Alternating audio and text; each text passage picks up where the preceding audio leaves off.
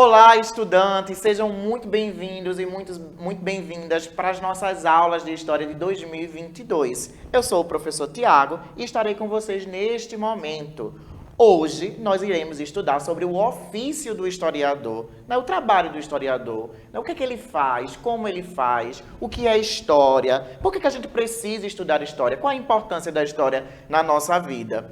E para abrir a nossa aula, eu trouxe essa imagem aí, que é a ampulheta, né? Essa imagem é o símbolo da história, né? É um relógio que na antiguidade se utilizava para poder cronometrar o tempo, né? Um relógio que se utilizava a areia aí, tá? Então esse é o símbolo da história, porque o tempo todo a história está trabalhando com o tempo, a relação do tempo e os diferentes contextos da sociedade. Vamos lá? Pois bem, logo de início eu coloquei aí uma pergunta: o que é história, afinal de contas, né? E aí, logo em seguida, eu coloco assim, ó, quem vive de passado é museu. Porque geralmente as pessoas falam que a história é uma ciência que estuda o passado. Sendo que história não é só isso, tá? A história é a ciência que estuda as ações humanas no tempo, ao longo do tempo. O que é que isso quer dizer, professor? Que a história, ela vai analisar como os seres humanos, eles produzem cultura, como eles vivem em sociedade, né, ao longo do tempo, relacionando o passado e o presente. A história não só fala do passado, ela fala dessa relação do passado com o presente, porque existem coisas do passado que permanecem até os dias de hoje. Tem coisas que são ressignificadas, ou seja, ganham novos significados, certo? E tem coisas que sofrem a descontinuidade, que não permanecem até os dias de hoje. E a história, ela busca analisar essas questões, né? Essa relação que o passado tem com os dias atuais, para a gente poder entender melhor os lugares em que a gente vive, né? Ela vai refletir essas permanências, essas continuidades, essas descontinuidades sociais, culturais, políticas e econômicas, tá? A história, ela vai estudar os processos da sociedade, os processos culturais, os processos políticos que existem nos fatos históricos. Por exemplo, né, diz que no dia 7 de setembro aconteceu, né, a independência do Brasil, em 1822. Sendo que para acontecer a independência do Brasil, houve vários processos sociais, vários processos culturais e vários processos políticos até chegar até aquele fato histórico. Tiveram algumas ações que foram cometidas por determinados sujeitos dentro da sociedade para acontecer aquela independência. E será que aquela independência aconteceu realmente nesse dia? Será que foi um dia único para poder acontecer? Quais são as ações humanas que tiveram antes daquele dia de 7 de setembro? E posteriormente, quais foram essas ações? Tá? Então, a história, ela busca estudar estes processos, né? E a independência do Brasil, no dia 7 de setembro, qual a influência que ela tem até os dias de hoje? Então, essa relação do tempo passado com o tempo presente, certo? Vamos lá. Então, por que eu estudo a história, né? Aí eu coloquei a imagem aí, ó, da conquista do homem, né, indo para o espaço, coloquei a imagem das caravelas, do nosso processo de colonização, exatamente para a gente poder entender que a história não só está falando do passado, ele fala também do nosso presente, tá? Então a história, ela vai estar sempre pensando nesses tempos, como é que eles estão entrelaçados.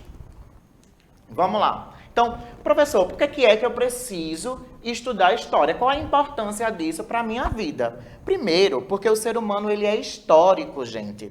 O sujeito da ciência história, né? O sujeito que a história estuda somos nós, os seres humanos.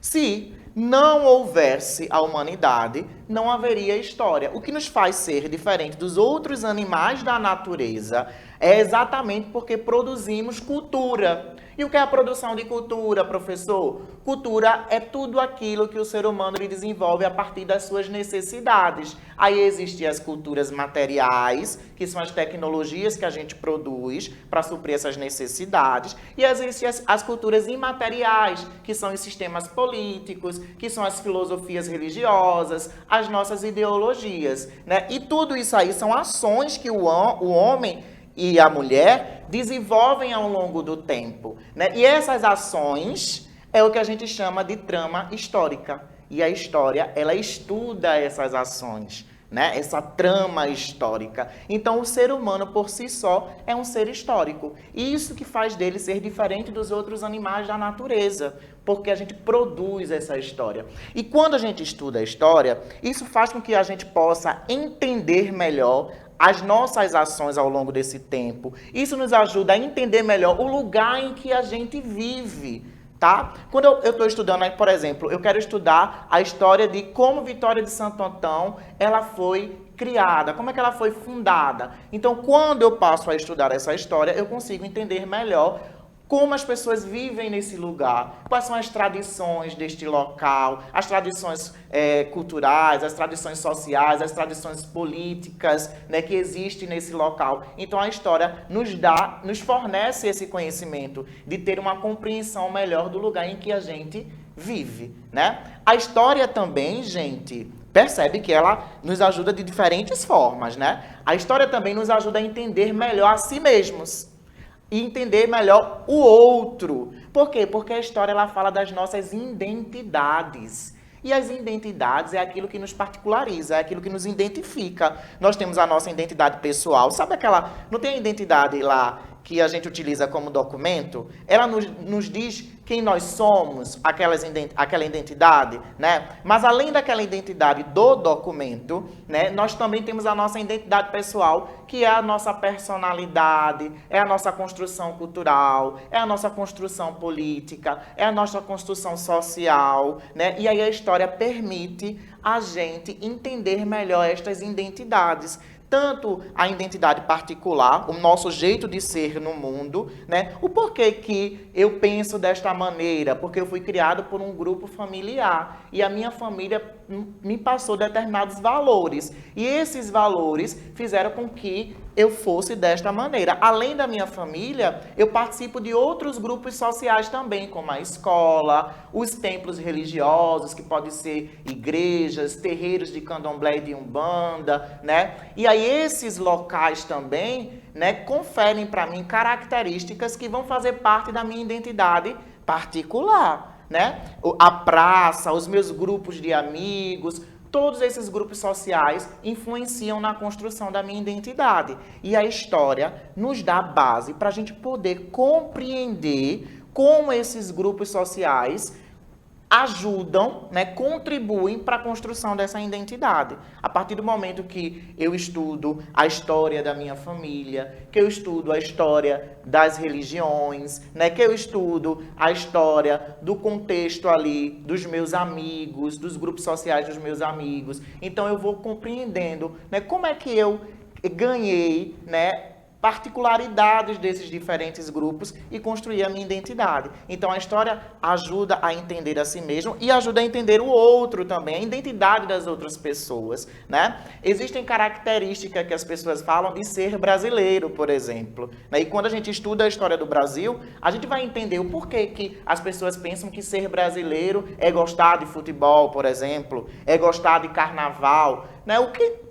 Ao longo do tempo, o que é que foi feito para que isso adentrasse, para que isso fizesse parte da identidade brasileira? Existe a história dos esportes, existe a história das festas carnavalescas, né, aqui no nosso país. Então, a história ela ajuda a entender como foi construída essa identidade, tanto as identidades particulares quanto as identidades sociais, as identidades coletivas, né? Além disso, a história ela permite a gente entender os processos de construção dessas diversas identidades, dessas múltiplas identidades. Porque a gente precisa entender, gente, que essas identidades, elas são múltiplas, porque as pessoas, elas são diferentes. E por mais que se diga assim, existe uma identidade brasileira, aí a gente tem aquela ideia de que todo mundo vai gostar das mesmas coisas, mas não é assim, né? Existem as identidades regionais, as identidades étnicas, as identidades culturais, e aí a gente tem essa diversidade. E essa diversidade de identidades, ela é construída a partir dos contextos. O que é isso, professor? Do lugar onde a gente está. Os lugares que a gente vive têm características sociais, têm características culturais, têm características políticas, têm características econômicas, e essas características aí é que vão influenciar na diversidade, né, na construção da diversidade destas identidades. E aí a história, ela nos confere essa base, ela nos dá essa base para poder compreender. Ou seja, a história, ela vai fazer com que a gente entenda as ações humanas ao longo do tempo. A história vai fazer a gente compreender o lugar em que a gente vive, né? A história, ela vai nos ajudar a entender a si e aos outros e vai nos ajudar a entender as diferenças que existem na nossa sociedade, a diversidade, o porquê que as pessoas, elas são diferentes. E logo, ela também nos dá a possibilidade de respeitarmos essas diferenças, porque a gente está compreendendo este lugar, estamos compreendendo o outro e a si. Então, ela vai nos conferir essa base para a gente poder respeitar essa diversidade, né? Além disso, da gente poder ter um poder de crítica dentro do nosso lugar onde a gente vive, né? Da gente querer melhorar sempre esse lugar, o nosso país, a nossa cidade, o nosso bairro, né? A nossa rua, né? A gente poder olhar para esses lugares, compreender qual foi a construção desses lugares e sempre buscar a melhoria deles. E através da história a gente consegue ter esse tipo de conhecimento, tá? Vamos lá, vamos prosseguindo.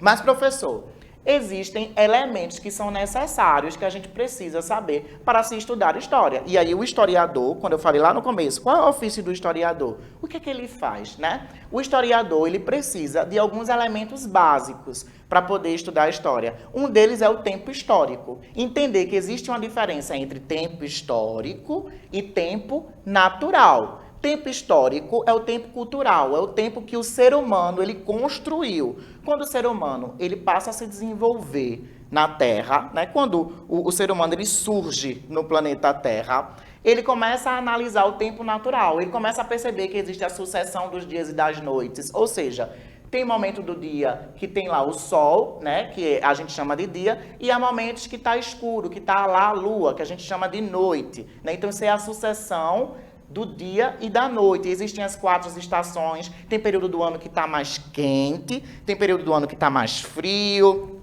tem período do ano que as árvores florescem, né, que dão frutos, as 4 estações, certo? Então o homem, né, o ser humano, o homem e a mulher, começam a perceber esse tempo natural a partir da observação, certo? Sendo que, com o passar do tempo, a sociedade, ela vai ficando cada vez mais complexa. Ou seja, o ser humano, ele vai criando mais ações nessa natureza. Vai desenvolvendo o trabalho, vai desenvolvendo o estudo, e essas ações vai pedindo para o ser humano vai tendo a necessidade de controlar esse tempo. E aí, o que é que ele faz? Ele cria o tempo histórico. Ele cria o tempo histórico criando unidades de medidas, como ano, década, dia, né? O dia tem 24 horas, né? Uma década tem 10 anos, um século tem 100 anos. Cria instrumentos para poder controlar esse tempo, como um relógio, né? Aquele que eu mostrei para vocês no começo da aula, a ampulheta, é um relógio de areia, né? Então, como um relógio, o calendário, né? Tudo isso aí foram instrumentos que foram criados ao longo do tempo pelo ser humano para poder controlar esse tempo histórico, por conta das ações que ele desenvolve na natureza, né? E a cada período, esses instrumentos que o ser humano vai utilizando, ele vai melhorando, né, esse instrumento. Hoje em dia a gente tem um relógio digital, por exemplo, né? O relógio, ele está nos nossos computadores, no nosso tablet, na televisão, né? A gente consegue visualizar a hora em vários instrumentos, né? Não precisamos mais daquela ampulheta, por exemplo, né? Mas percebam daquela relação do passado com o presente, né? A gente tem a necessidade desde o passado de controlar o tempo, mas esse controle do tempo ele foi ressignificado, ele foi permanecendo. E aí a gente foi criando novos instrumentos para o controle desse tempo, tá? Para além da gente ter que entender o tempo para estudar história, a gente precisa compreender alguns conceitos. Como assim, professor? Por exemplo, o conceito de cidadania.